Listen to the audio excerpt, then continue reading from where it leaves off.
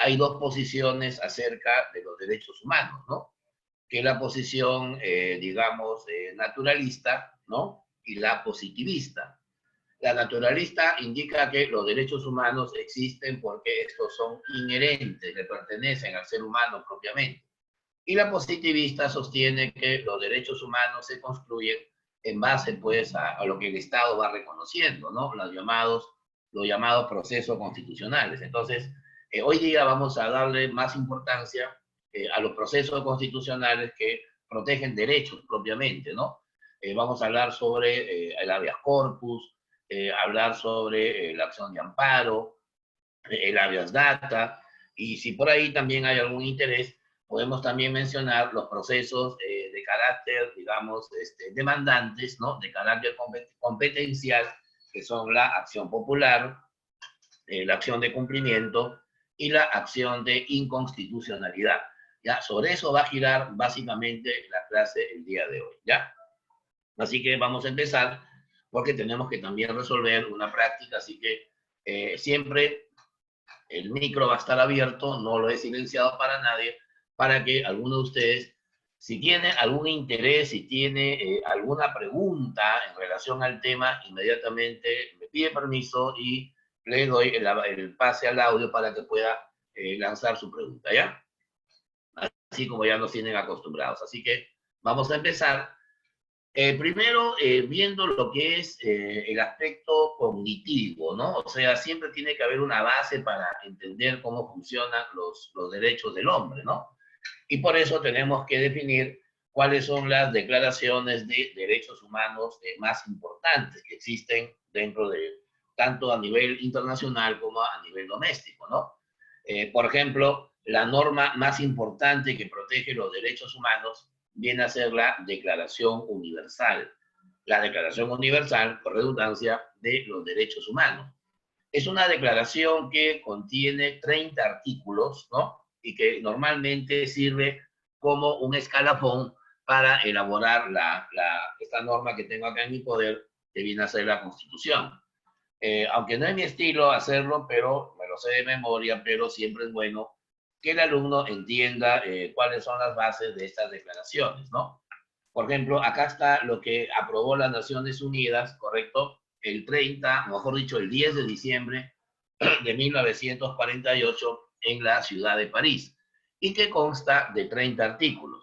Con esos 30 artículos, todos los países, a partir de la posguerra, o sea, después de la Segunda Guerra Mundial, empezaron a modificar el texto constitucional sobre relaciones, por ejemplo, de igualdad, relaciones de no discriminación, todos los principios que las Naciones Unidas señalan, ¿no?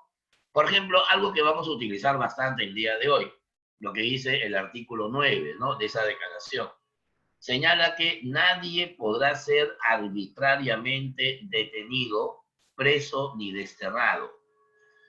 Ayer he estado viendo en un programa sobre aquellas dos señoritas que fueron detenidas en la marcha que hubo hace 2 semanas y que recién se está conociendo este caso, ¿no? Fueron detenidas por protestar, o sea, es una detención arbitraria, no es un delito protestar pacíficamente, y luego fueron llevadas a una comisaría en donde fueron degradadas como ser humano, ¿no? Obligándolas a desvestirse y luego saltar, ¿no? O sea, eso evidentemente ya incluso es invadir la privacidad, es ofender la intimidad del ser humano. Incluso hoy día ya el defensor del pueblo, el doctor Walter Gutiérrez, ya tomó el caso y va a denunciar esto ante una fiscalía para que la fiscalía de oficio, ¿verdad? Porque la niña no lo han hecho, ya que pues, se exponen a una, valga la redundancia, exposición pública, ¿no? Va a denunciar para que esto sea investigado. Tú sabes que ahorita las fuerzas policiales están en el ojo de la tormenta, ¿no? Por los abusos, hace unos días han asesinado a un niño de 13 años, entonces todo eso también tiene base en esta declaración. Se me ocurrió, ¿no? Leerle el artículo 9. Por ejemplo, el artículo 7 dice, todos son iguales ante la ley. Ojo, ¿eh? Todos son iguales ante la ley y tienen sin distinción derecho a igual protección de la ley. Ojo que esta es la declaración universal, o sea, tiene ámbito mundial, tanto en la República del Congo como en Estados Unidos, como en el Perú, Alemania, como en las Islas Fiji, en todos los países que están, digamos, integrando las Naciones Unidas, ¿no? Por ejemplo, dice, toda persona tiene derecho, el artículo 13, a circular libremente y elegir su lugar de residencia, algo que la Constitución del Perú también repite. Por eso, la Constitución que tenemos no es otra cosa que una copia fiel, ¿no es cierto?, de lo que señala esta declaración. ¿Estamos? El otro, digamos, basamento, la otra parte que nos va a servir también como una declaración para entender los derechos humanos, va a ser lo relacionado a los derechos del niño, ¿no? También tiene su propia declaración. En este caso, también fue proclamada por la Asamblea General de las Naciones Unidas, ¿no? Ahí está bien clarito, llevada a cabo, pues tú sabes, ¿no? En Nueva York siempre se hace la Asamblea General, solo que la de los derechos humanos fue en París como homenaje a la Revolución Francesa, ¿no? Y cuya base es la Declaración de Ginebra. Mira, ya tiene más de 60 años esta declaración, que también tiene algunos principios que son inexorables, que no los podemos cambiar. Vamos ya a mencionar uno de ellos, porque esta declaración es más pequeña, la que estamos mostrando acá, solamente tiene 10 principios. No se dicen artículos, sino principios en esta declaración. Por ejemplo, dice el principio 9, ¿no? Ojalá que el presidente, ¿no?, Sagasti lo esté leyendo. El niño debe ser protegido contra toda forma de abandono, crueldad y explotación, ¿no? O sea, lo que se llama comúnmente la trata de personas. No será objeto de ningún tipo de trata. Se ha descubierto en Lima un lugar, un lupanar, un encuentro sexual, o sea, un prostíbulo donde habían niñas de 14, 15 años en esa actividad, bajo la trata de personas, ¿no? También, por ejemplo, puede ser el principio 10, ¿no?, que dice, el niño debe ser protegido contra las prácticas que puedan fomentar la discriminación racial, religiosa o de cualquier otra índole. El principio 3, el niño tiene derecho de su nacimiento a un nombre y a una nacionalidad, ¿no? La nacionalidad, tú sabes, es el derecho universal. Así que todo esto lo vamos a sustentar cuando elaboremos la Constitución. Señores, 90 de cada 100 jóvenes que salieron a marchar hace 2 semanas, ¿qué es lo que pedían? No tanto que se vayan los políticos o que los corruptos sean fusilados, sino la mayoría pedía una nueva Constitución. Y yo les digo lo siguiente, y algo que es bien claro. Una nueva Constitución es bien complicada. Y le preguntaron a un muchacho que se transmitía en vivo y en directo la marcha, le preguntó el periodista, amigo, ¿y qué hay que hacer para tener una nueva Constitución? Para eso está el Congreso, dijo, ¿no? O sea, ese muchacho cree, obviamente no sabía cívica como ustedes, que el Congreso se va a encargar de elaborar la nueva Constitución. Eso es falso. El Congreso solamente puede reformarla. ¿Sabe lo que significa reformar? O sea, cambiar el contenido parcialmente, ¿no? Por ejemplo, la Constitución se va a reformar probablemente el próximo año, en febrero, en marzo, cuando este Congreso introduzca el Congreso a su vez bicameral. Ya a partir del año 2026 es probable que tengamos ya no el Congreso con una Cámara, sino volvamos al sistema que teníamos hasta hace más o menos 30 años, que era el Congreso con la Cámara de Diputados y la Cámara de Senadores. Eso sí es bueno, pero no hay necesidad de cambiar la Constitución, solamente la estamos reformando, se puede modificar. Hacer una nueva Constitución, muchachos, implica convocar a una asamblea constituyente, que será integrada, pues eso depende ya de las autoridades electorales, 80 representantes, puede ser también 50, pero tienen que ser elegidos. Y el pueblo que hoy reclama una nueva constitución tiene que saber elegir. Ahí ya no podemos elegir a cualquier analfabeto. Tenemos que elegir a personas expertas en derecho constitucional. En el Perú, ¿cuántos maestros hay, cuántos catedráticos hay enseñando en las universidades como San Marcos, Católica, la de Lima, la Pacífico, el curso de Derecho Constitucional? Que hayan unos 400, digamos. De esos 400 se escogen de 100, pues. Pero hay que escogerlos no a dedo, sino a través del voto popular. Y eso es bien complicado. Entonces, no es fácil. Aparte que una constitución para cambiarla necesita buen tiempo, un promedio de año, año y medio aproximadamente. Y luego hay que llamar a un referendo. O sea, hay un plebiscito popular donde se le va a consultar a la gente, a los ciudadanos, si está de acuerdo con el contenido de la nueva Constitución. Ahora pregunta, imagínate un ciudadano en el ómnibus, ¿no? En lugar de estar con su celular leyendo la nueva Constitución a ver si le va a decir sí o no. Es bien complicado. Así que a veces las quimeras o las ilusiones no siempre van a ser llevadas a cabo con la realidad.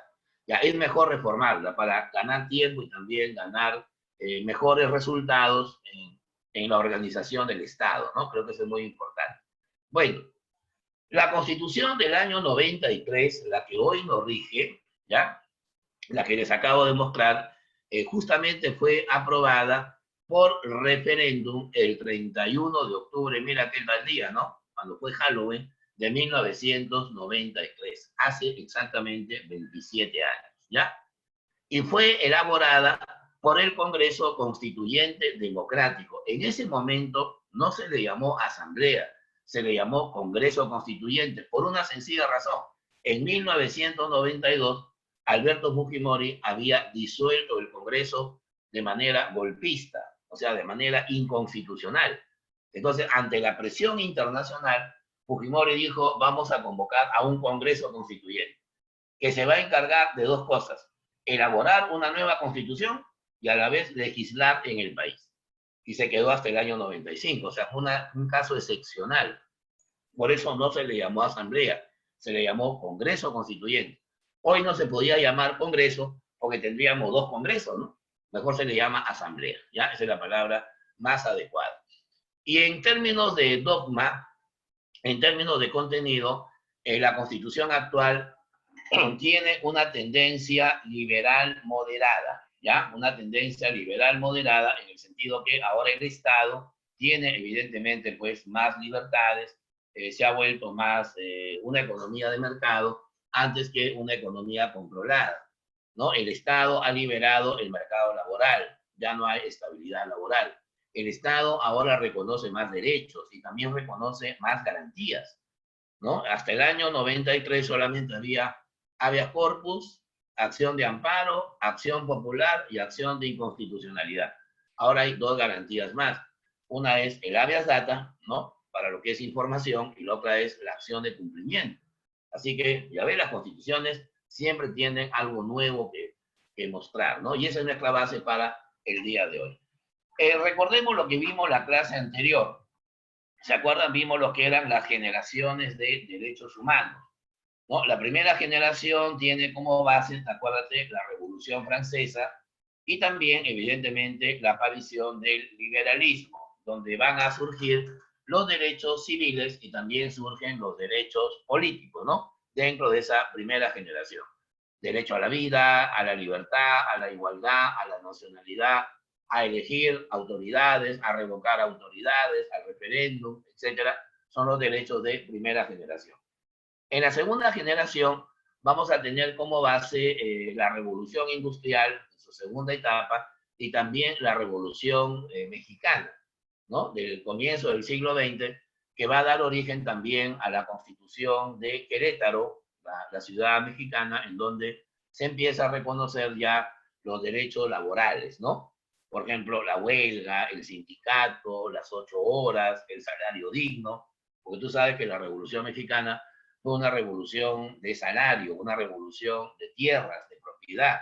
Por eso que también aparecen los derechos a la salud, ¿no? Se reconoce el derecho a la jubilación, ¿te das cuenta? O sea, todos esos son cambios que la historia mundial nos ha dado, pues, para nuestra interna, ¿no?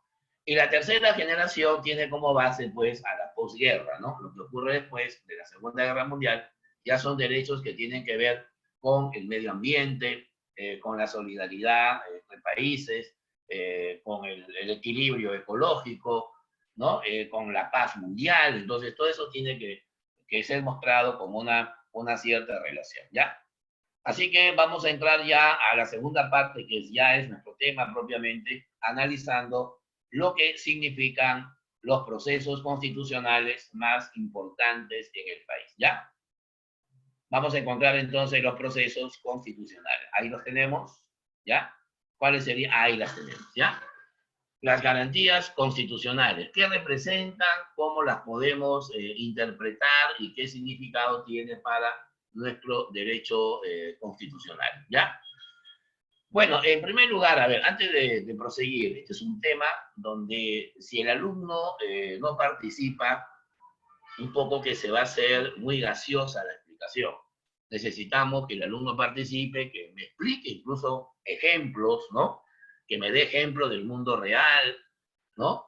Por ejemplo, profesor, yo salí, ayer me preguntaban en un sitio a marchar y mi amigo estuvo desaparecido. ¿Qué se puede hacer? ¿Qué garantía hay? ¿No? O sea, eso es importante porque implica que el alumno está viendo la cuestión real, ¿no? La cuestión netamente generalizada hasta cierto punto, ¿ya? Bueno, veamos.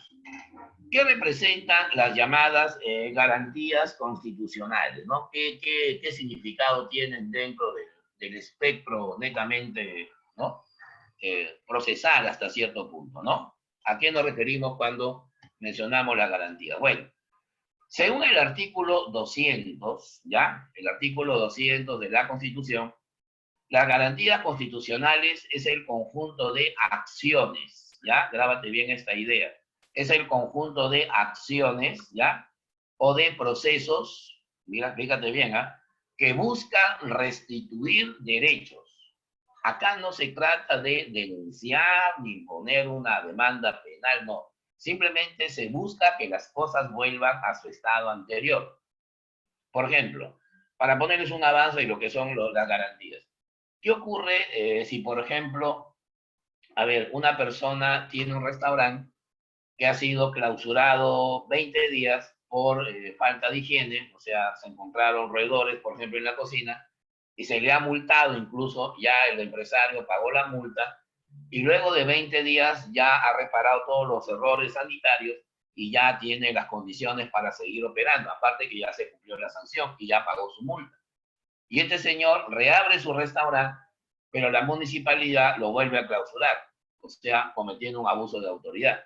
La pregunta es, ¿esa municipalidad está vulnerando el derecho a la propiedad de ese empresario? Está vulnerando el derecho al trabajo de ese empresario. Entonces, se está vulnerando un derecho patrimonial. Lo que ese empresario tiene que hacer, según lo que dice la Constitución, es presentarse ante un juez en lo civil, en lo patrimonial, para presentar una acción de amparo. Y presentando la acción de amparo, así se llama la garantía, va a proteger su derecho a la propiedad. Entonces, el juez va a evaluar en la situación, el caso, y va a decir, la municipalidad no tiene por qué cerrar ni evitar o impedir que funcione el negocio, porque ya cumplió con su sanción, tanto material como económica. Así que esa autoridad está vulnerando el derecho. Así que el amparo es procedente. ¿Qué significa que el amparo sea procedente? Que se restituye el derecho y el restaurante va a volver a funcionar. ¿Te das cuenta? Independientemente de las medidas penales que el dueño puede tomar contra el alcalde. Lo que se está haciendo es restituir el derecho, ¿no? Es igual. Por ejemplo, imagínate que yo soy un narcotraficante, ¿ya? Yo soy el padrino versión peruana, ¿ya? Soy el Chapo versión peruana y tengo un arsenal de 20 toneladas de cocaína pura. Soy un narcotraficante de alto vuelo.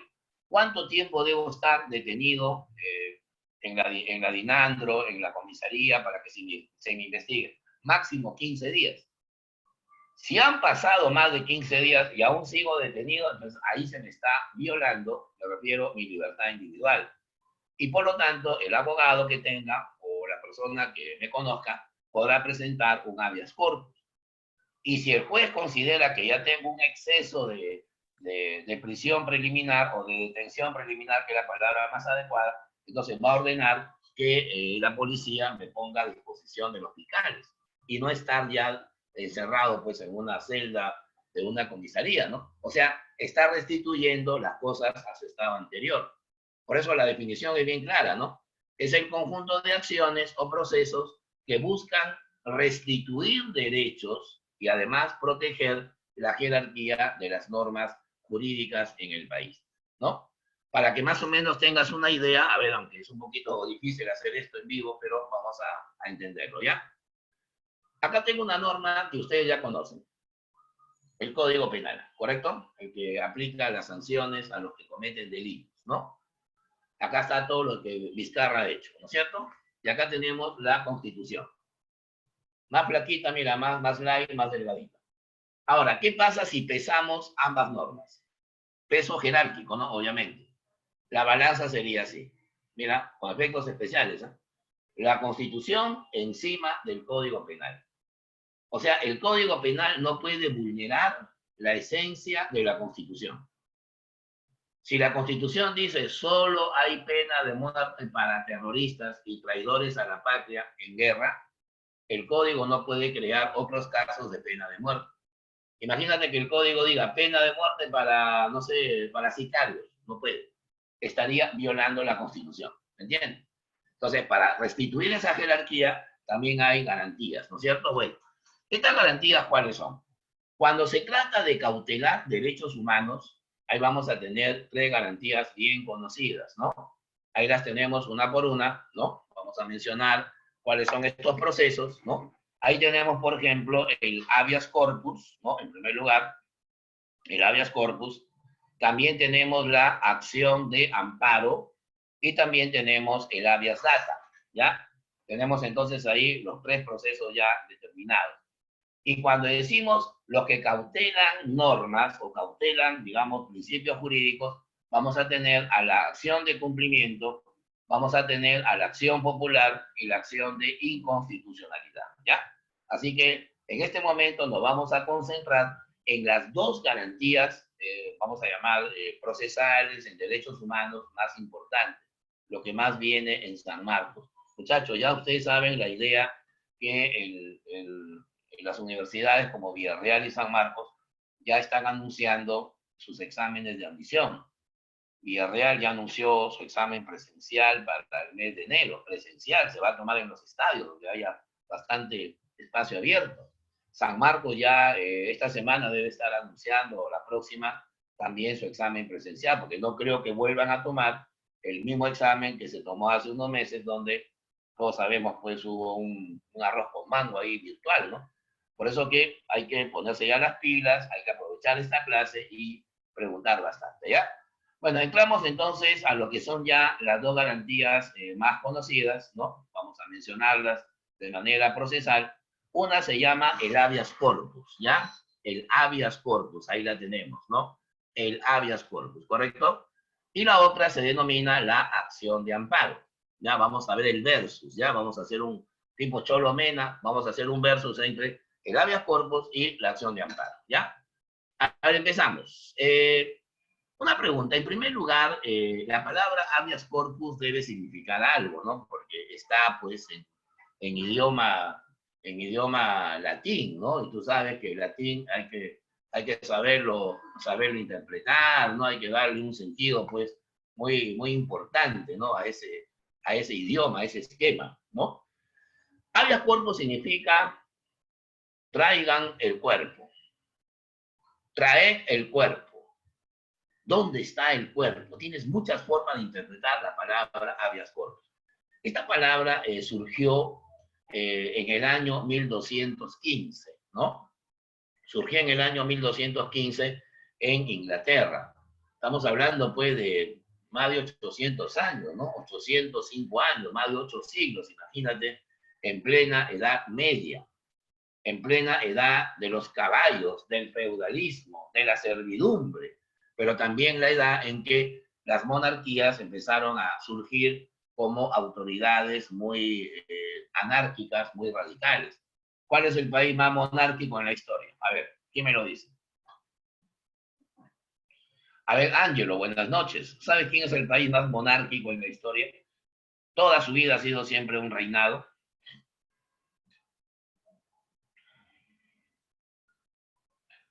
Ese país se llama Inglaterra, ¿ya?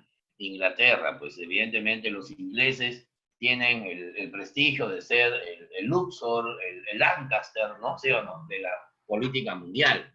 Y en esa época había un rey llamado Juan Plantagenet, o conocido también como Juan Sin Tierra, que se encargó, me dejo entender, de plantear pues, lo que era la Carta Magna de esa época, ¿no? La nueva constitución.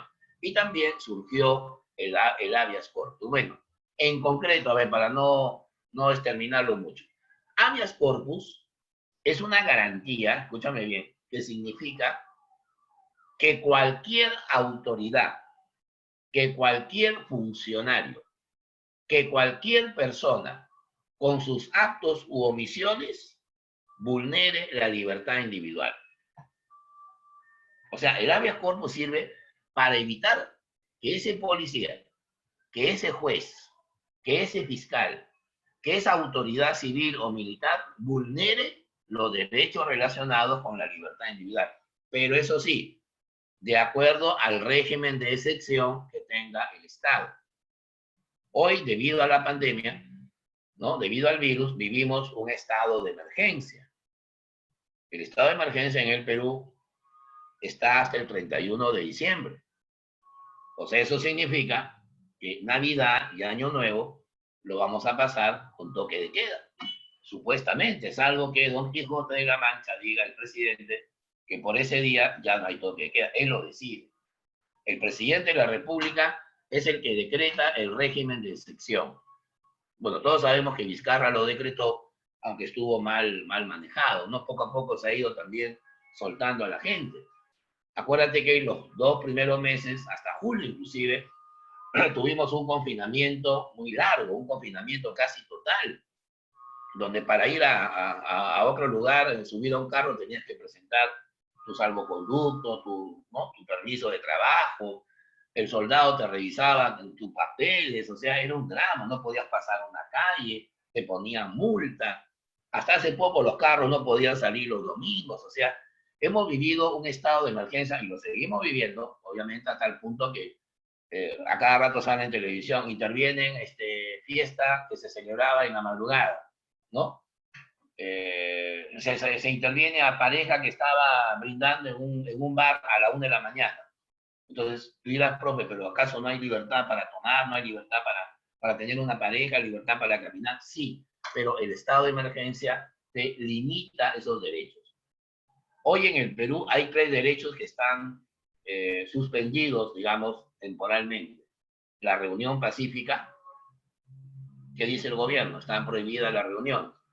Aunque Sagasti todavía no habla mucho de prohibir, pero el de Vizcarra era un drama, ¿no? Prohibía todo, ¿no? A tal punto que sacó una publicidad horrible donde por jugar fútbol se morían, ¿no?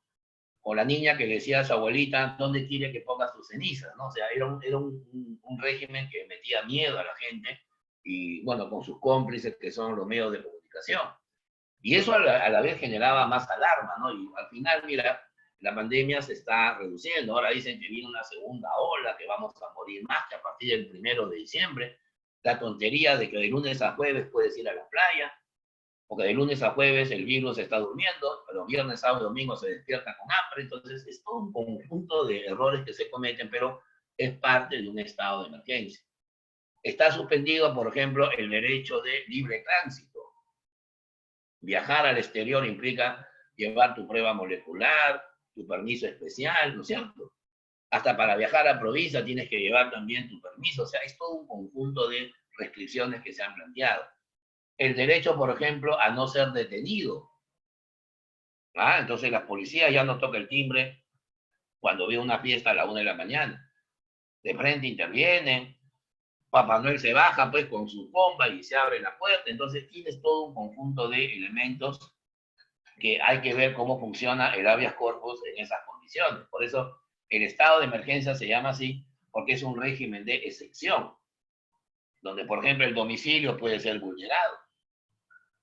¿Se acuerdan? No sé si ustedes vieron ese caso en que, ¿cómo se llama? El jugador Ñol Solano se había ido donde su vecina a celebrar su cumpleaños. Y tiraron por ahí chisme y los policías se metieron por la pared y lo estuvieron llevando a Ñol Solano a la comisaría. O sea, es todo el sistema, ¿no? Es todo el sistema donde evidentemente el principio jurídico va a predominar, ¿no? Entre ellos el habeas corpus. Bueno, el habeas corpus va a proteger los siguientes derechos, ¿ya?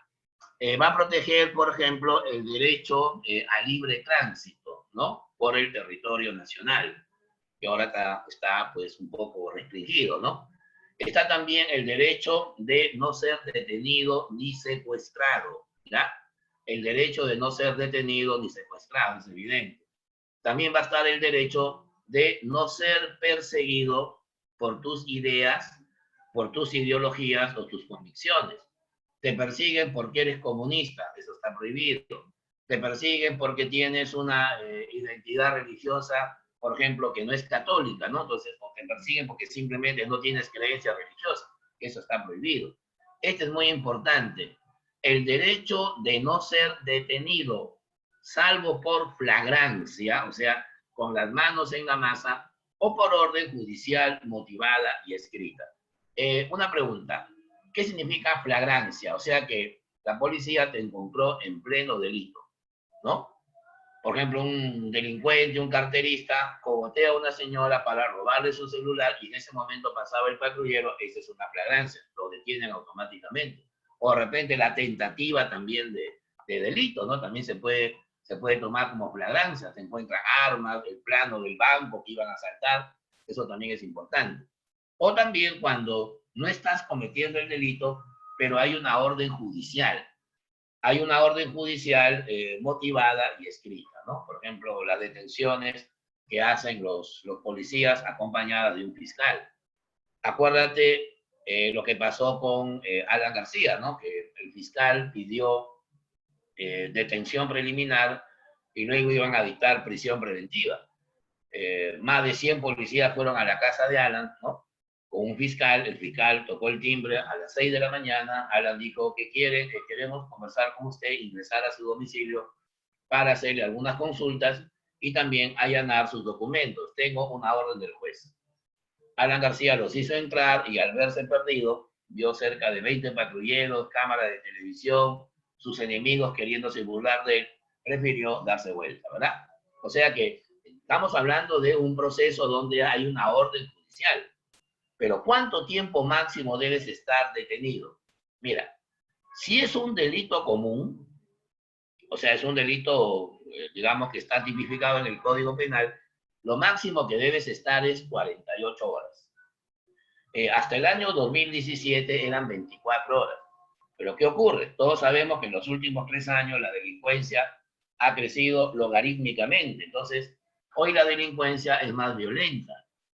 Tú antes denunciabas al choro que te robó el celular y lo metían preso y ahí que acababa la historia. Ahora no, tú tienes que irte o cambiarte de barrio porque la familia del choro te va a amenazar y se vuelve más violenta la situación. Entonces, por eso que se amplía la investigación, porque a veces los delitos son más complejos, ¿no? Ahora estaba viendo en un noticiero como una señora extranjera acuchilló a una anciana, ¿no? Porque salió a defender a su nieto. Entonces, ahí, por ejemplo, se necesita mucha investigación, 48 horas como máximo, ¿no? Y también cuando se trata de narcotráfico, o sea, venta de estupefacientes, o de terrorismo, o de espionaje, o de crimen organizado, la detención es 15 días, ¿ya? Profe, ¿cómo es eso de crimen organizado? O sea, cuando hay delito en banda, o sea, en mancha, ¿no? A ver, ¿se acuerdan del caso de estos 5 muchachos que violaron a una chica en una fiesta un domingo de hace un mes más o menos? Los muchachos estuvieron detenidos cerca de una semana. Y después de una semana ya recién el fiscal ordenó, ¿no? A través del juez, la prisión preventiva. Pero lo máximo que ellos pueden estar detenidos son 15 días. Si están detenidos más de 15 días o más de 48 horas, ahí procede el llamado habeas corpus, ¿ya? Para proteger, obviamente, la libertad personal. No sé si hasta acá hay alguna duda para hacer más casuísticas, más aplicaciones sobre este tema tan importante.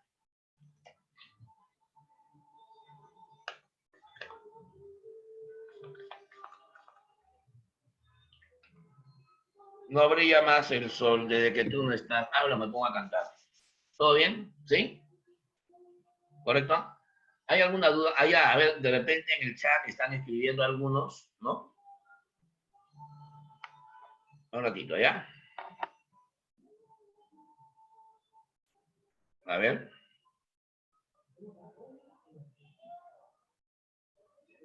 Todo bien, profesor. A ver, a ver. Bueno, Ángelo escribió España. ¿Qué pregunta te dice Ángelo? Ah, ya, el país más monárquico. Puede ser España, pero más monárquico, más historia tiene Inglaterra, ¿ya?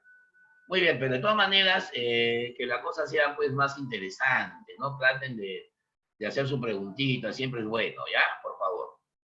A ver, empezamos. Y ahora viene la llamada acción de amparo. Esta sí es más amplia, es más prolongada porque tiene mayor ámbito, ¿no?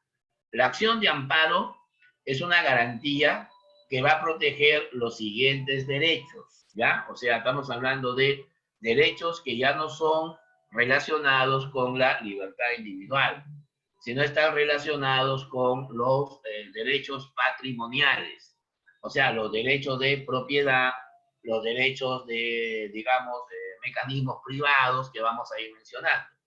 Por ejemplo, la propiedad, ahí está, la herencia. Todos tenemos derecho a heredar. ¿Qué pasa, por ejemplo, si un juez no le otorga la herencia, ya que no ha habido testamento, a un hijo extramatrimonial? Digamos, yo he tenido 2 hijos matrimoniales y 2 extramatrimoniales, o sea, aparte, ¿no? Aparte del matrimonio, o fuera del matrimonio. ¿Qué pasa si el juez, a la hora que da sentencia, solo le da herencia a mis hijos matrimoniales y a los extramatrimoniales los aparta? Se está vulnerando un derecho, porque el Código Civil dice que los hijos tienen los mismos derechos hereditarios. No se puede distinguir, ¿no es cierto?, diferencia a nivel de procreación, ¿no? No importa si fue en el matrimonio o en horas extras. La cosa es que van a tener los mismos derechos. Va a estar también la inviolabilidad domiciliaria. O sea, nadie puede ingresar a un domicilio que no le corresponde, cosa que queda suspendida cuando hay un estado de emergencia. En el estado de emergencia esto queda restringido. La reunión pacífica también. Ir a una discoteca y vacilarnos y juerguear es pacífico, pero hoy no se puede hacer por la distancia social, ¿verdad? Por ahí se planteó llevar espectadores a los partidos que Perú jugó aquí en Lima, ¿no? Sin embargo, no prosperó porque el Ministerio de Salud puso una restricción. La nacionalidad también es un derecho, ¿no? A propósito, hay que preguntar, muchachos, ya me estoy deprimiendo. El derecho a la nacionalidad existe de 3 maneras. Primero, por nacimiento, también hay nacionalidad por opción y también nacionalidad por naturalización, ¿ya? A ver, ¿alguno de ustedes tiene nacionalidad por naturalización? A ver, voy a preguntar, tratan de contestarme, ¿ya? Si no, esto al final es un monólogo. Rosa Natalia, ¿tú tienes nacionalidad peruana por naturalización o por nacimiento?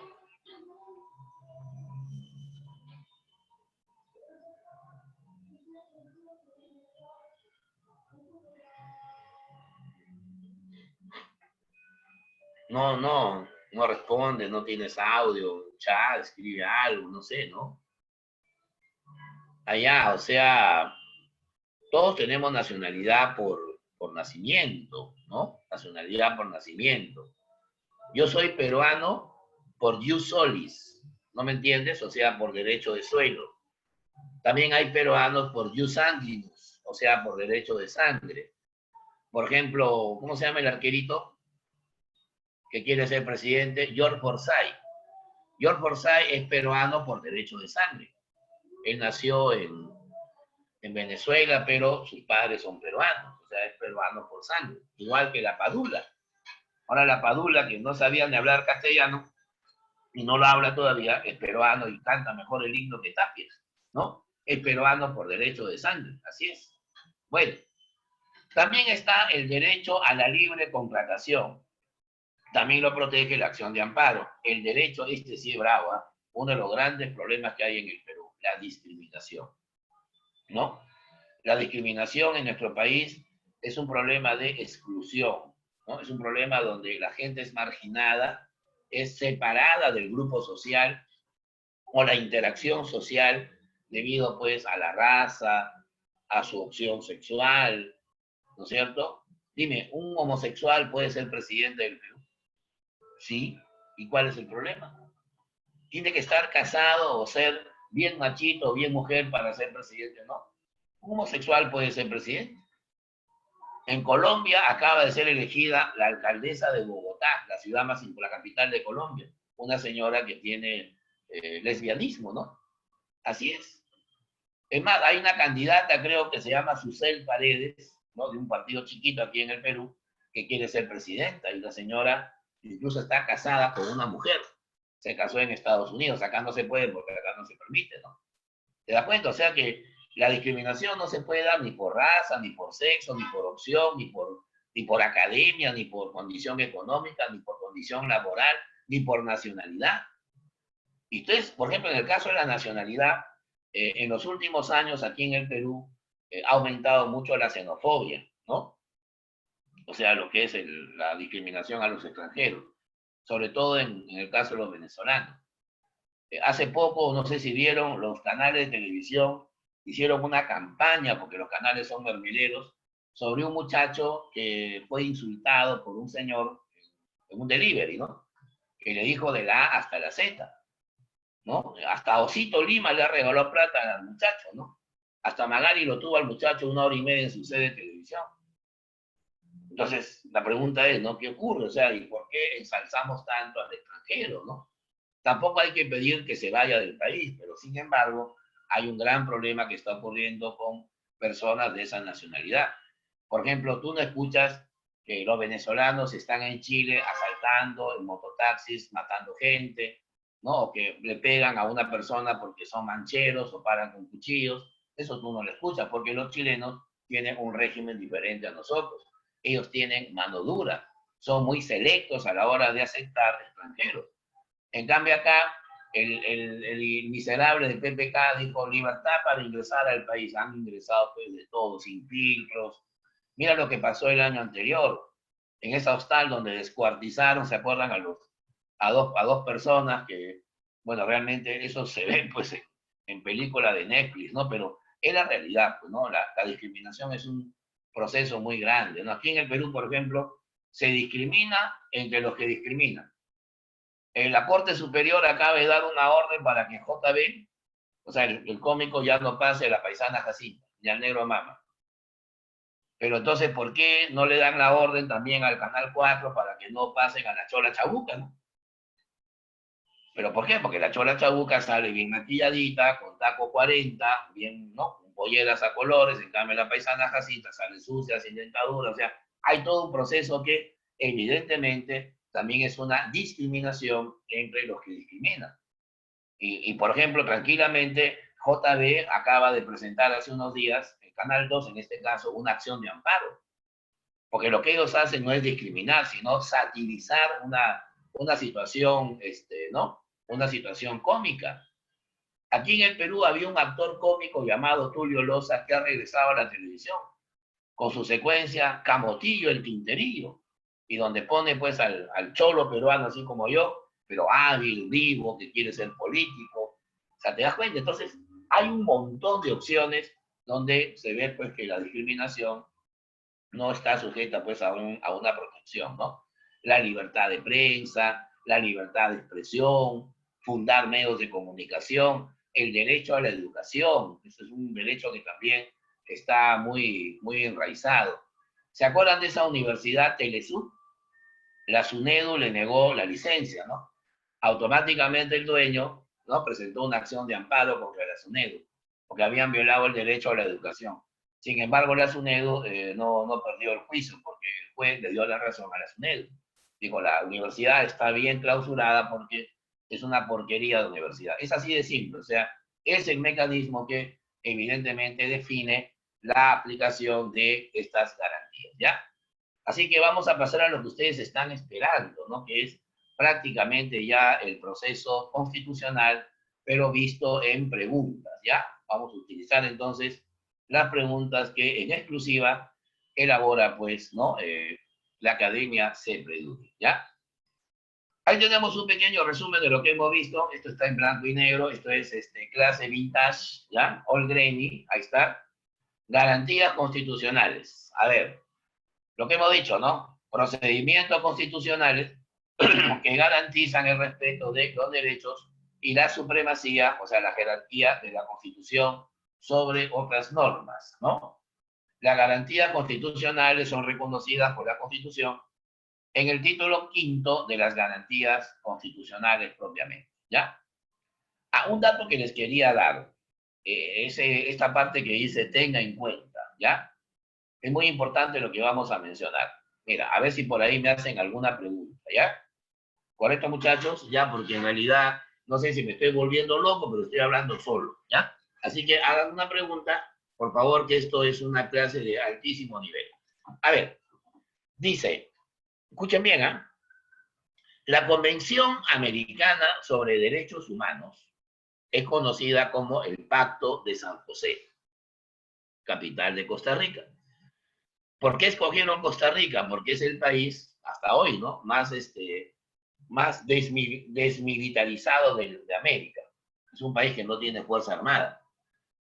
O sea, es un país donde, en lugar de tener una fuerza armada que no produce nada, prefieren tener más colegios, ¿no? Más empresas, más hospitales, mejores carreteras. Y por eso Costa Rica es un país que parece pobre, pero tiene un nivel de vida del primer mundo, ¿no? Es así. A veces uno se pone a pensar, ¿no? El gasto militar, ¿para qué nos sirve? Imaginas, la vez pasada, bueno, hace un año me acuerdo, le fui a enseñar una clase en particular a un muchacho que vivía por La Molina, ahí por, ¿no? La Encantada de La Molina, que es una zona bien ficha, y un caserón. Yo pensé que era pues hijo de un gran empresario, era hijo de un general de la, del ejército, ¿no? Y le pregunto, ¿y cuánto gana tu viejo? Ah, mi viejo gana tanto. Entonces, y tiene chofer, tiene seguridad, o sea, gollerías que ya, menos mal que el Congreso ya está reduciéndolas, ¿no? ¿Cuánto podríamos ganar? ¿Y por qué toco este tema? Por lo que vamos a mencionar. Mira, dice que esa convención fue suscrita, ojo, convención es un acuerdo, tras la Conferencia Especializada Interamericana de los Derechos Humanos, celebrada el 22 de noviembre de 1969 en la ciudad de San José, ¿ya? Pero ojo, entró en vigencia el 18 de julio de 1978. Es decir, 9 años en que el tratado no estuvo vigente. Los países podían hacer lo que quieran, justo lo que quería el gobierno peruano en ese momento. A ver, ¿quién de ustedes me dice quién gobernaba el Perú en 1969? A ver si se conectan, muchachos, y me dicen quién gobernaba el Perú en 1969. José Balta. Andrea dice José Balta. No, Andrea, José Balta es del siglo XIX. Estoy hablando de hace 50, 51 años. Pero está bien, por lo menos ya hablaste, ya se me fue el tsunami que se me venía al cerebro. Mira, hija, y para todos también, ya muchachos, en 1969 el Perú estaba bajo una dictadura militar del general Juan Velasco Alvarado. Creo que deben recordar el gobierno de Velasco, la reforma agraria, el plan Inca, todas esas cosas. Entonces Velasco se enteró, mira, fue el último que se enteró que el Perú había firmado esa convención. Y Velasco llamó pues al canciller, que también era otro cachaco, y le dijo, oye, ¿qué ha pasado? No te preocupes, chino. Tenemos 9 años para hacer lo que queramos, porque recién el convenio va a entrar en vigencia en el año 78. Y Velasco dijo, ¿y qué dice esa convención?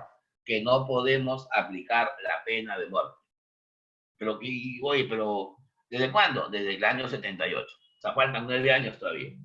Velasco hizo así, uy, ay, ay. O sea que no podemos fusilar a los que cometen delitos graves. No, pero desde el año 78. Ah, ya no hay problema. Velasco, como era un militar, un castrense dictador, mandó a construir un lugar donde se iban a fusilar a todos los que iban a ser condenados a la pena de muerte, ¿no? Ese lugar se llamaba el Panóptico. El Panóptico es ese lugar donde se ejecutan a los sentenciados.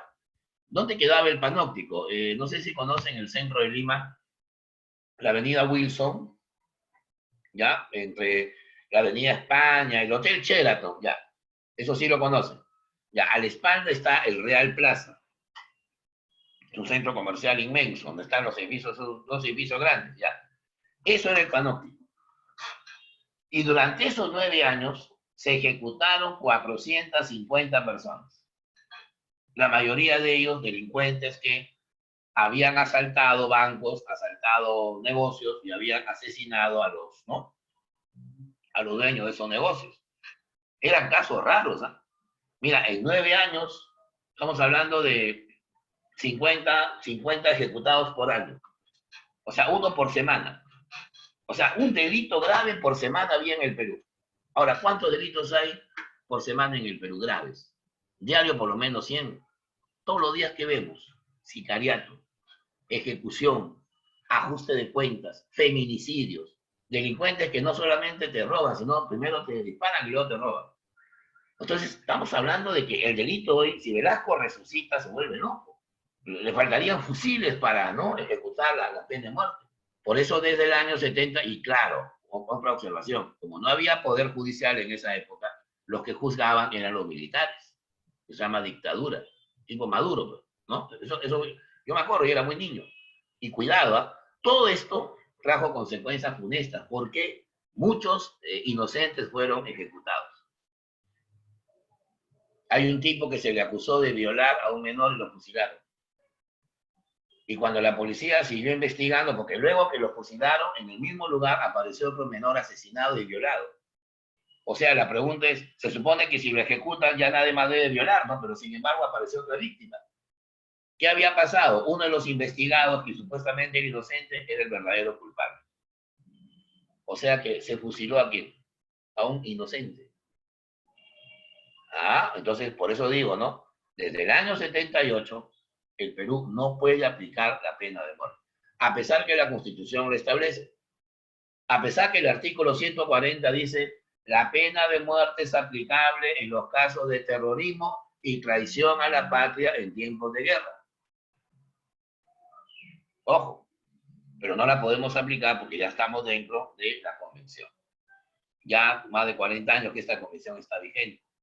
Muchos dicen, profesor, hay que salirnos de esa convención. Se puede hacer, pero es un proceso que demora, y aparte que demora, te genera también una imagen de ser un país bananero, un país, ¿no?, de orangutanes, ejecutores, que simplemente fusilan, envenenan, matan al que delinquió, cuando el objetivo del sistema judicial es recuperar al que delinquió, ¿no? Bueno, cosa que en nuestro país es bien complicada. Ahora hay delitos obviamente más fuertes, más sanguinarios, más radicales que hace 50 años, ¿verdad? Eso es lo que quiero que puedan tomar en cuenta, ¿ya? Entonces ya con esto, pues no sé si hay alguna pregunta, ya si no preguntan ya sería lo máximo, ¿no? ¿Alguna pregunta acerca de lo que hemos comentado, pena de muerte? ¿Todo bien? ¿Sí? Entonces vamos a empezar con nuestras preguntas, ¿ya?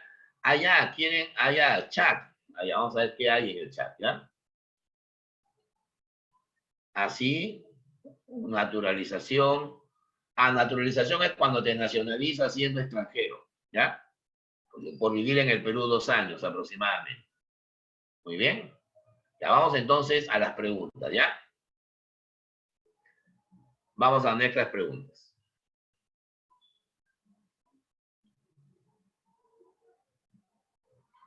Ahí tenemos los ejercicios de reforzamiento.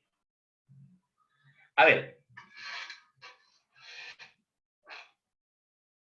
Dice, hace unas semanas se rechazó el habeas corpus presentado por la defensa de la ex alcaldesa de Lima, Susana Villarán, en contra del juez Jorge Chávez Tamaris, quien le dictó 18 meses de prisión preventiva. Bueno, el caso de Susana Villarán, bueno, ya si lo actualizamos, porque es una pregunta ya pasada, está en su casa, está en un lugar, pero con comparecencia restringida. Lo que pasa es que es una señora que ya tiene más de 70 años y que al estallar la pandemia en un penal era más propensa, era población vulnerable a contagiarse. Por eso que todos los presos ancianitos han sido mandados a su casa, incluido PPK, el expresidente Kuczynski, ¿sí o no? Pero antes que ella fuera liberada, presentó un habeas corpus contra el juez, porque según ella, el juez le había vulnerado su derecho a la libertad. ella podía llevar el juicio de enriquecimiento o de peculado o de cohecho, porque ella financió su campaña con plata cochina de Odebrecht, ¿no? Que lo podía llevar en libertad, pero sin embargo se rechazó el habeas corpus. Por lo tanto, continuó en prisión y hoy continúa presa, pero en su casa, ¿no? ¿Ante qué autoridad se presenta el habeas corpus? Se debe presentar ante un juez penal, ¿ya? Ante un juez en lo penal. Son los jueces de primera instancia especializados en lo penal, ¿correcto? Esa es la pregunta 1. Esa pregunta está interesante, la 2, ¿no? Una pregunta tipo DECO. Así viene en San Marcos ahora. Preguntas largas que te analizan. A ver, veamos.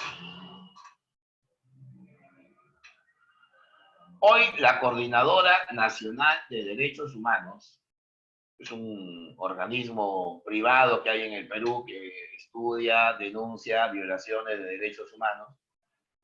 Su jefa es la congresista Rocío Silva Santisteban, que casi es elegida presidenta del Perú. Finalmente los propios congresistas rechazaron su nominación, ¿no?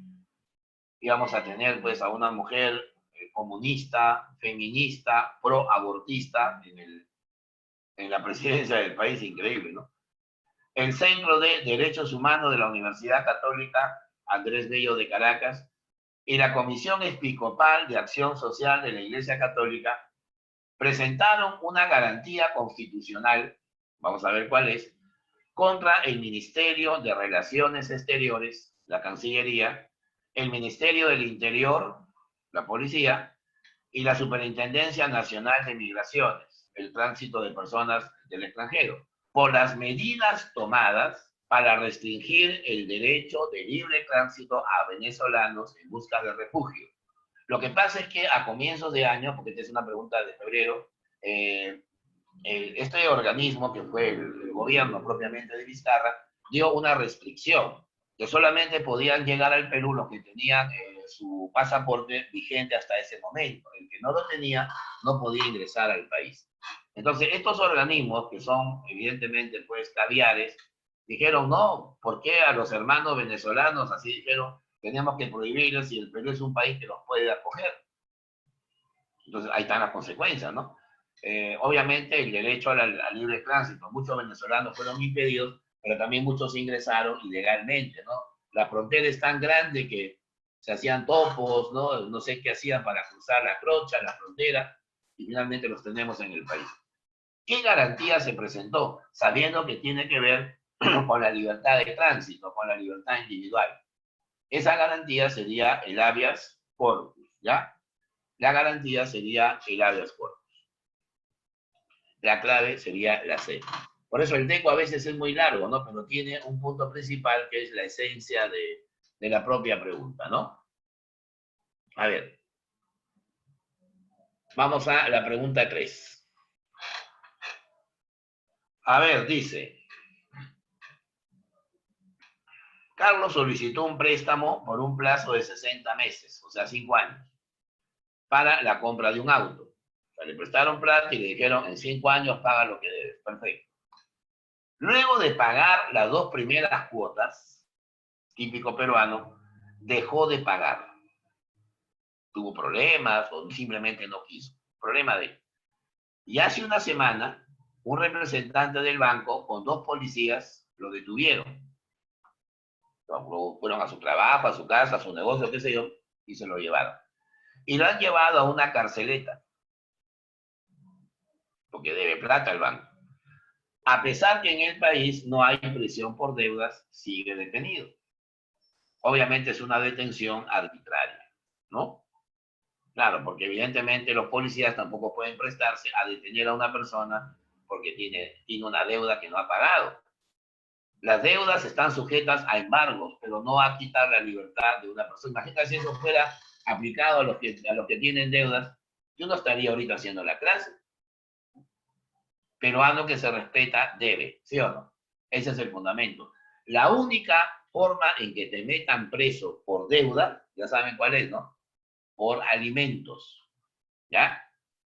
Si hay una sentencia judicial que te obliga a pasar una pensión de alimentos y no la cumples durante 6 meses, frito el pescadito, te vas para La Habana y no vuelves más. El amor de Carmela te va a matar, o sea, te vas preso, pues sí. Te vas preso porque no has cumplido con la pensión de alimentos durante 6 meses. Estés donde estés. Eso está demostrado. Hay mucha gente. Hay un pata que el sábado cayó en una fiesta, porque se amaneció en una fiesta y la policía llegó y se lo llevó detenido. Y cuando le pidieron su DNI y lo pasaron por el control de requisitorias, ahí estaba, requisitoriado por alimentos. Lo llevaron a la Avenida Canadá, a requisitorias. Hoy ya está en Sarita Colonia, creo, por alimentos. Tenía un juicio de alimentos que no había cumplido y no se había presentado a la conciliación. Le fregó, ya está preso. Pero si es deuda por un banco o personal o de empresa, eso no tiene nada que ver, ahí no hay prisión. ¿Qué garantía, dice, podría presentar para restablecer los derechos que han sido vulnerados? Bueno, obviamente la garantía que debe presentar es el habeas corpus, porque se está violando su libertad individual, ¿ya? Muy bien. No sé si Andrea que siempre pregunta, ¿tiene alguna duda? Puedes preguntar a Andrea, porque este es un tema recontra importante.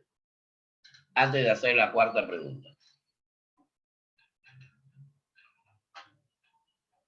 ¿Todo bien? Andrea, buenas noches. Sí, profesor, todo bien. ¿Tienes Quería, alguna duda sobre el habeas corpus? ¿Entiendes lo que estamos explicando? ¿Sí? sí, profesor, ¿podría pasarnos las diapositivas después? Ah, claro, sí, voy a pasarlas al hospedador, al director, al promotor, para que después se las mande, ¿ya? Sí, profesor, por ahora no tengo preguntas, Para que gracias. tengas una base ahí, no hay ningún problema, ¿ya?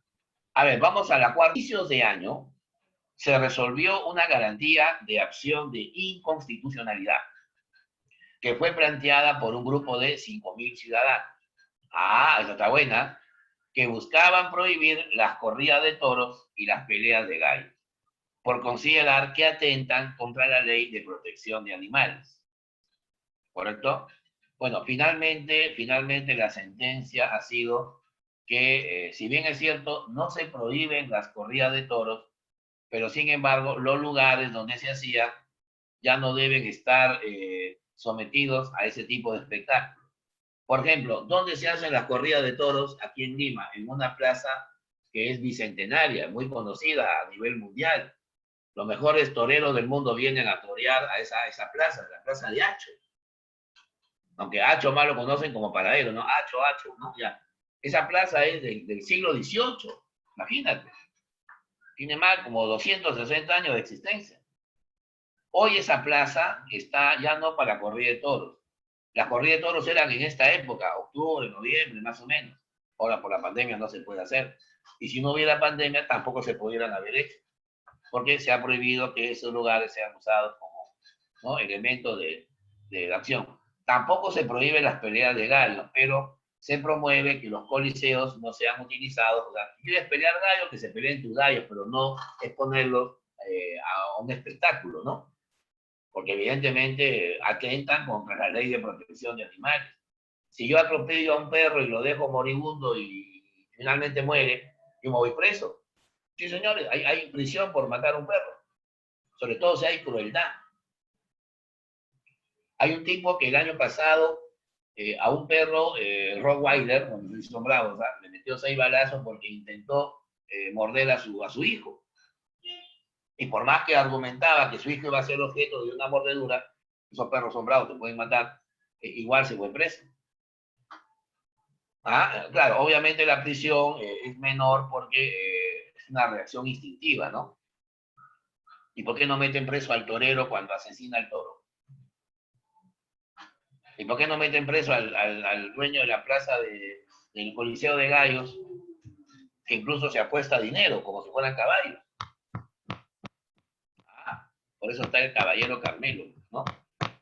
¿Cómo se llama el órgano encargado de dictar sentencia por las acciones de inconstitucionalidad? Ese órgano se llama el Tribunal Constitucional. Por ahí lo acaban de marcar, muy bien. El famoso TC, 7 magistrados, 7 tribunos. Me acabo de acordar. Se acaba, último minuto, ¿ah? Voy a daros una noticia de último minuto. Radio Sepredun informa a nuestra opinión, a la opinión pública sepreduniana, de que el Congreso acaba de aprobar un proyecto de ley que elimina la pensión vitalicia de los expresidentes. Cuando tú dejabas de ser presidente, tú dirás, ¿y ahora de qué voy a trabajar? Ya no trabajas, ya, porque te van a seguir pagando lo mismo que ganabas que cuando era presidente. El presidente de la República gana 16.000 soles aproximadamente. O sea, si Ollanta está recibiendo esa pensión, porque pues, ni trabaja, pero todo el día durmiendo, viendo ahí ESPN. ¿Ah? Pero Pablo Kuczynski, a pesar que está con comparecencia, sigue recibiendo sus 16.000 soles. Alan vivía de ese salario. Y ahora, como se ha matado, se lo dan a su esposa. Y encima los expresidentes recibían 150 galones de gasolina al mes. O sea, ¿qué tenían? Que una flota de combis, ¿no? Recibían seguridad, guardaespaldas, automóvil, hasta que se mueran. Eso son bollerías. Un presidente debe llegar al poder para servir, no para vivir del Estado, ¿no creen? Por eso, algo bueno ha hecho el Congreso. Se hizo una, por lo menos, ¿no? Eso mañana se va a comentar en todos los periódicos, ¿sabes? Hoy en las noticias también. Primicia que ha dado Radio Sepredun, ¿ya? A ver, vamos a la pregunta 5. A ver. Dice, una acción de inconstitucionalidad no puede ser presentada por cualquier persona, porque estamos hablando de una garantía que protege la Constitución. No, cualquiera no lo puede objetar. Y aparte que te vas a dirigir al Tribunal Constitucional. Los tribunos te pueden argumentar que es una porquería lo que acabas de presentar, así que tiene que ser bien elaborada esa acción. El artículo 203 de la Constitución Política señala que solo tiene esta facultad el presidente de la República, ¿no es cierto? La fiscal de la Nación, ahorita es una mujer, la Defensoría del Pueblo, también, el 25% del número legal de congresistas, también, además de, también lo pueden hacer los presidentes regionales, ¿ya? Porque son autoridades, me dejo entender, de un departamento. Los alcaldes no, porque hay alcaldes que son distritales. Aunque la palabra presidente regional no se debe utilizar. La palabra es gobernador regional, ¿correcto? ¿Cuántas regiones hay en el Perú? 25 regiones, claro, incluyendo el Callao, ¿ya? O sea que hay 25 gobernadores regionales que pueden presentar una acción de inconstitucionalidad. 6. De aprobarse una norma de menor rango que una ley, o sea, una norma reglamentaria, y que en la forma o en el fondo contravenga a la Constitución, o sea, vulnere a la Constitución, se podría iniciar ante el Poder Judicial allá. ¿Qué garantías se procede cuando una norma reglamentaria, o sea, de muy inferior jerarquía, vulnera a la Constitución? Bueno, ahí hay una garantía que se llama la acción popular, ¿ya?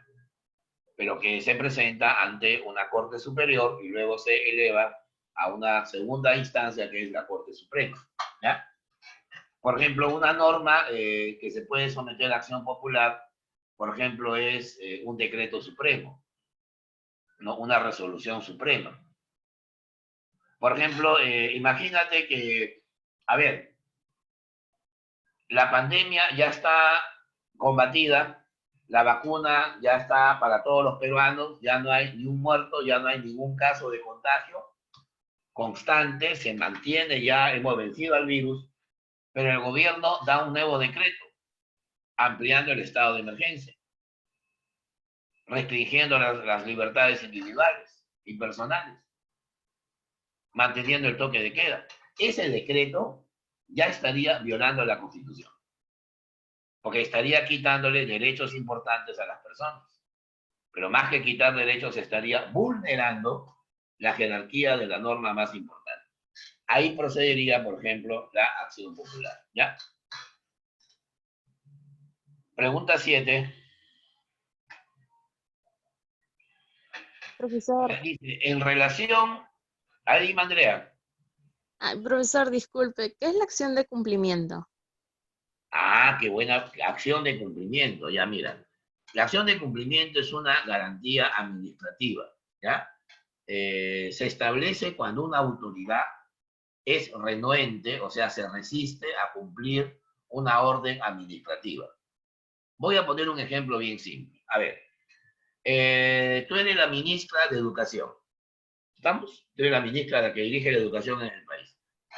Y el gobierno acaba de dar una norma por la cual todos los profesores que tengan 16 puntos o más de calificación por su trabajo académico en el año deberán recibir un aumento de sueldo del 20%. Repito, tú eres la ministra y se te ha dado la orden de que le subas el sueldo a aquellos profesores que han hecho un buen trabajo virtual durante las clases virtuales de este año, que han sacado 16 o más de nota. Supongamos que el profesor Peter Cuyán, el que te habla, ha Ya, sacado 20. O sea, perfecta su clase. Y como tú me tienes bronca, ¿no? Decides no aumentarme el sueldo. O sea, pregunta Andrea, ¿qué estás haciendo? ¿Estás cumpliendo o dejando de cumplir una norma administrativa? dejando de cumplir una norma. Por lo tanto, ¿qué voy a hacer yo para que no me sigas vulnerando? Voy a presentar una acción de cumplimiento. Ah, Para que claro. la señorita Andrea Sánchez, la ministra de Educación, no le quiere subir el sueldo y te va a dar el documento en el cual te manda a que cumplas la orden que ha dado el gobierno. Por eso se llama acción de cumplimiento. ¿Ya? Ah, claro. Muchas gracias, profesor. Ya me queda Más claro. claro no se puede explicar. Por fin se levantó la moral. Si todos los que me están escuchando serán 10, 12, no sé, que me están escuchando preguntada esta clase, mira, yo sacaría de acá, tengo 100 gigas de conocimientos para darte cualquier información, llenarte de información. Es cuestión de ustedes nada más, muchachos. ¿Ya? A ver, estamos en la 7, ¿no? Ya, dice ahí. En relación a las garantías constitucionales, señale lo correcto. O sea, las 6 garantías que hemos presentado, de las cuales hemos explicado 2 con mayor profundidad. El habeas data, vamos a ver eso, protege el derecho a recibir información de entidades públicas. Eso sí es cierto. Te explico. Habeas corpus, traigan el cuerpo. Habeas corpus, traigan el cuerpo para que no se vulnere su libertad física. Habeas data, tengo la información, tráeme el dato, tráeme la estadística, tráeme la información sobre esa empresa o esa institución o esa persona, habeas data. El habeas data es una garantía que presenta una persona a quien se le niega la información de alguna entidad pública. Claro, siempre y cuando no comprometa la seguridad nacional, ¿no? Es como que yo sea chileno y me vaya al Ministerio de Defensa del Perú a pedir informes y fotografías sobre los tanques que tiene el ejército peruano.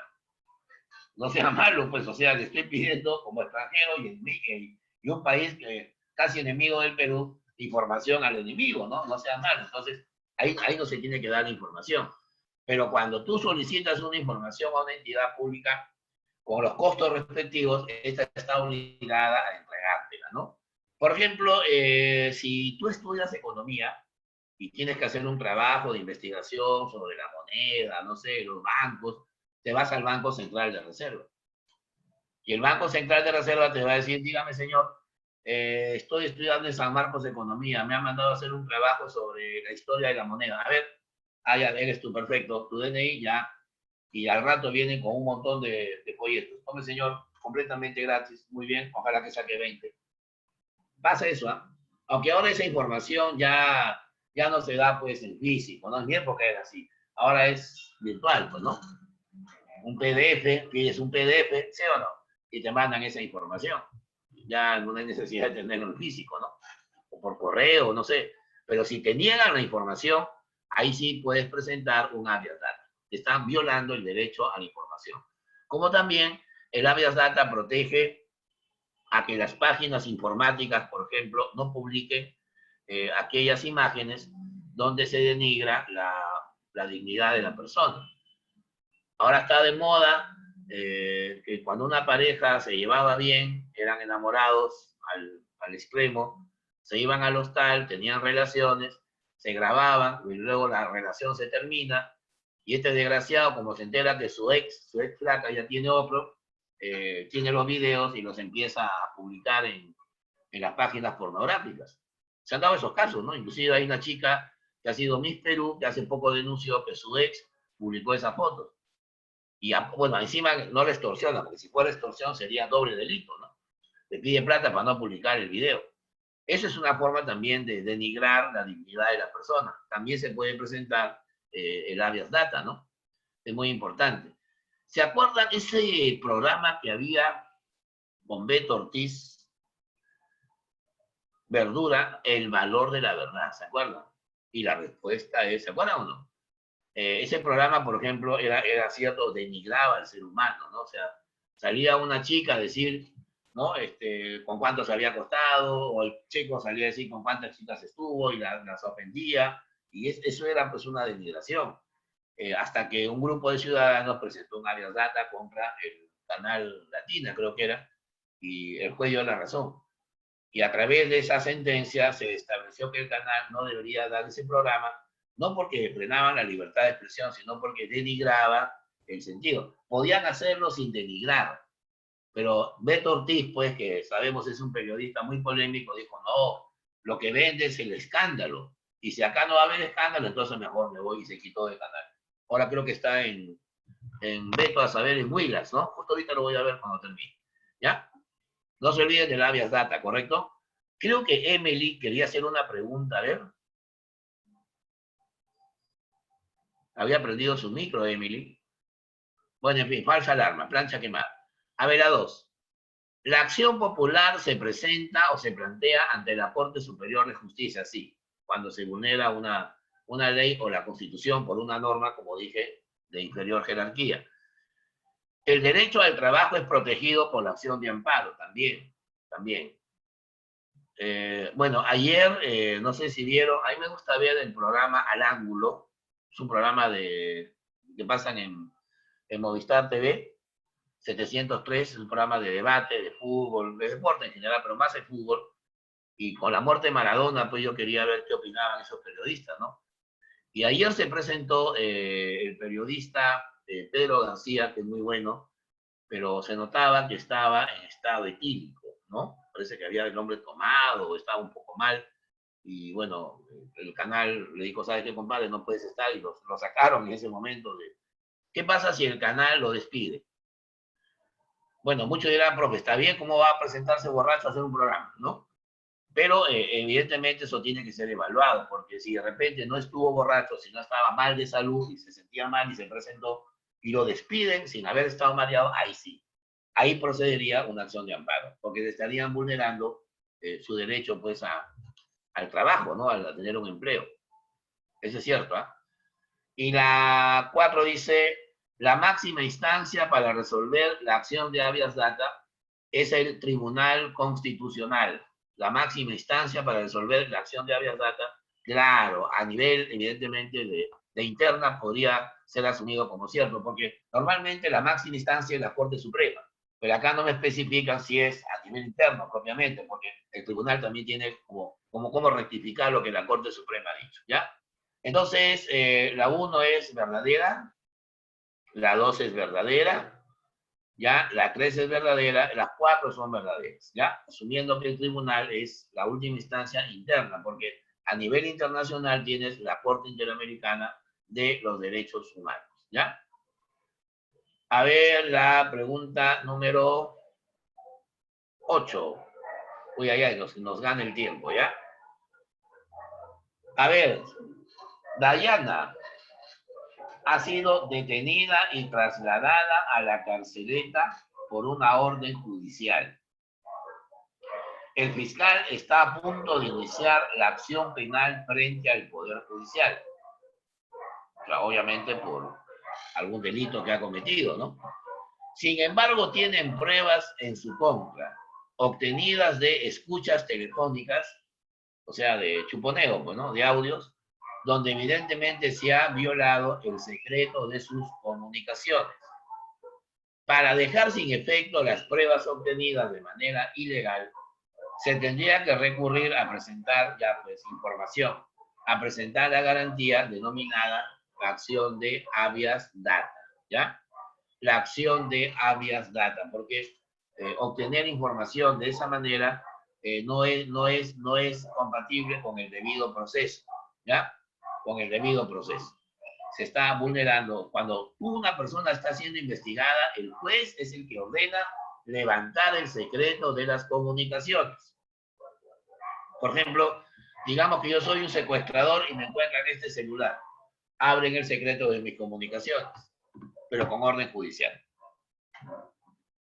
La 9.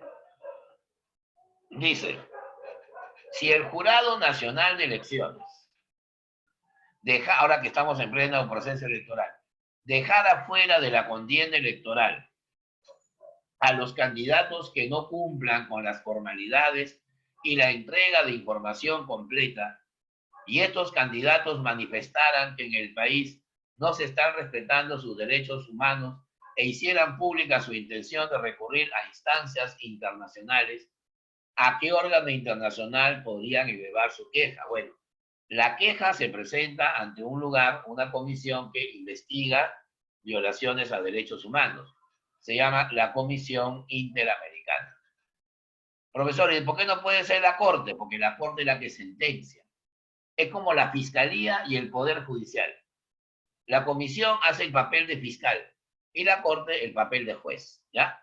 Las investigaciones las hace la Comisión Interamericana. A ver, la pregunta 10 es un poquito fuerte, creo. A ver, de repente con esto ya terminamos la clase, ¿ya? Para que ustedes tengan un material ahí para practicar. Dice, la violó y la mató. La pequeña Camila solo tenía 4 años y se encontraba desamparada, mientras su madre asistía a una reunión social. El sujeto que realizó la violación y el asesinato es un adolescente de 15 años. Esto ocurrió en el Perú. Inmediatamente muchos colectivos han pedido la pena de muerte.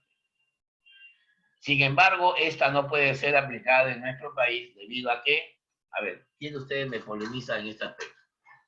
Es más, si hubiera sido un adulto, no de 15 años, sino un adulto, tampoco se le podía aplicar la pena de muerte.